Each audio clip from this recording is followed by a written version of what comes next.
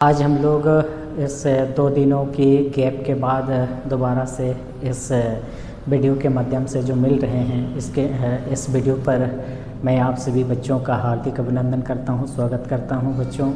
और आज हम लोग एक नए प्रश्नावली के नए प्रश्न के साथ में आज फिर से मिल रहे हैं। इसके लिए आप सभी का हार्दिक अभिनंदन करता हूं, स्वागत करता हूं। और तो बच्चों आज हम लोग जानेंगे एक नए प्रश्नावली 7.1 और इस 7.1 के इस प्रश्नावली में जो सवाल है, बिंदुओं के निम्नलिखित युग्मों के बीच की दूरियां ज्ञात कीजिए।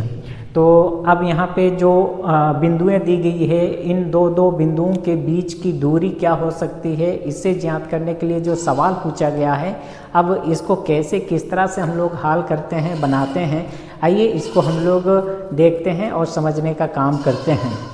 तो बच्चों आप लोग इस वीडियो में बने रहिएगा और इसे ध्यान से समझने का कोशिश कीजिएगा और कैसे किस तरह से काम करते हैं आइए देखते हैं।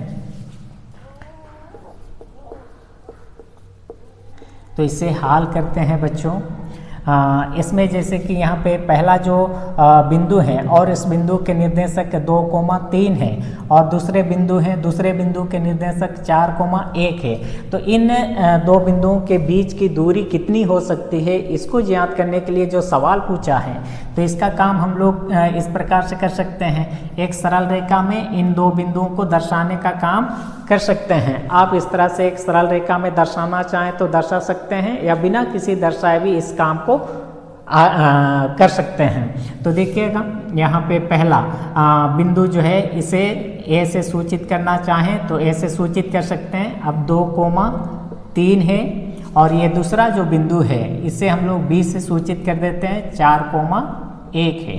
तो इस प्रकार से सूचित कर लेने के बाद, इस प्रकार से दर्शा लेने के बाद अब इसे हम लोग फिर से इसको सूचित करने का काम करेंगे। जैसे यहाँ पे 2,3 है तो ये x का मान हो गया, ये y का मान हो गया है। यहाँ भी उसी प्रकार से ये x का मान है और ये y का मान है। तो दो जगहों पे x और y के मान हो रहे हैं, इसलिए इसको हम लोग x1 और ये y1, इसे x2 और इसे y2 इस प्रकार से मान के चलने का काम करेंगे।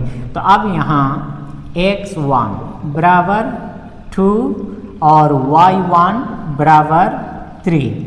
आगे ये x2 का मान में x2 is equal to 4, y2 is equal to 1 इस प्रकार से सूचित कर लेने के बाद अब इसकी दूरी को ज्ञात करते हैं, दूरी को निकालते हैं। तो दूरी को निकालने के लिए इसका क्या सूत्र हो सकती है, इसका कैसे काम कर सकते हैं, इसको देखिएगा। अब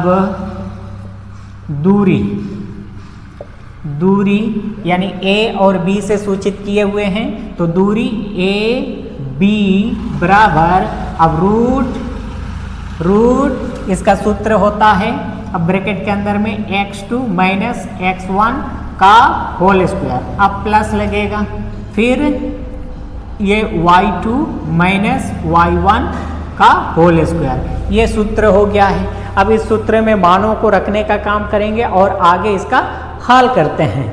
तो बराबर, अब रूट x2 का मान है 4, x2 के जगह पे हम लोग 4 लिखें, माइनस से माइनस x1 का मान है 2, x1 के जगह पे हम लोग 2 को लिखें। अब 4 घटाओ 2, अब इसका होल स्क्वायर, प्लस है y2 का मान 1 है तो y2 के जगह पे हम लोग 1 को रखें। आगे माइनस y1 का मान 3 है, y1 के जगह पे 3, अब इसका होल स्क्वायर। तो इस तरह से रख लेने के बाद आगे फिर हम लोग काम करें, रूट, अब 4 घटाओ 2 है, 4 को 2 से घटा देने पर 2 का होल स्क्वायर, जोड़ है जोड़। अब 1 से बड़ी संख्या 3 का चिन्ह घटाओ है तो यहाँ पे घटाओ आएगा, 3 को 1 से घटा देने पर 2, अब 2 का होल स्क्वायर। फिर आगे इसको हम लोग बनाते हैं, अब 2 का होल स्क्वायर, इसका अर्थ हो गया है कि अब 2 को 2 से ही गुणा करना, तो 2 दूनी 4, तब यहाँ पे 2 को 2 से गुना कर देने पर उसका गुणनफल हो जाएगा 2 दूनी 4। आगे घटाओ 2 है, घटाओ 2 का होल स्क्वायर है। अब घटाओ 2 को भी घटाओ 2 से ही इस प्रकार से हम लोग गुना कर दें तो माइनस इंटू माइनस प्लस, अब 2 दूनी 4 हो गया है। माइनस इंटू माइनस प्लस, अब 2 दूनी 4, यहाँ पे 4 और 4 को जोड़ दें तो यहाँ पे 8 हो गया है। 8 का वर्गमूल को निकालने के लिए अब हम लोग 8 का आवाज्य गुणांकन करते हैं।